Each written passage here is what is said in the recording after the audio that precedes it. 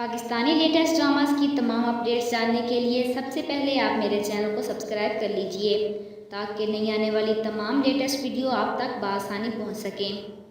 शफ़क़ अपनी भाभी को बताती हैं कि आज़र की तबीयत ठीक नहीं। वो उसे कहती हैं कि शफ़क़ तुम्हें फ़ौरन वापस चले जाना चाहिए।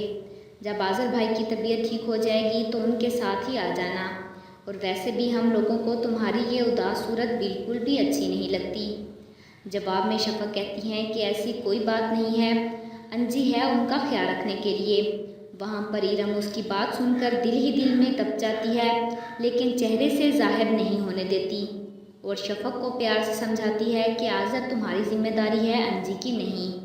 वो जानती है कि शफ़क़ अंजी के बारे में कोई गलत लफ्ज़ नहीं सुन सकती। इधर अंजी बेगम साहिबा शफ़क़ के घर को अपना घर समझकर डेरे डालकर बैठी है। आज़र के बताने पर के सोच रहा हूँ कि कराची चला जाऊँ। वो एकदम से चूक जाती है और कहती है कि हाँ ज़रूर, वैसे भी बीमार ससुर की इयादत करना फ़र्ज़ है आपका। वैसे भी शफ़क़ का भाई अकेला क्या क्या देखेगा। शक का पहला बीज आज़र के दिमाग में डालती है कि हसान घर पर आ गया होगा, शफ़क़ की खाला का बेटा है। अब वो आज़र को हसान और शफ़क़ की मोहब्बत के बारे में अपने घड़े हुए किस्से भी ज़रूर सुनाएगी।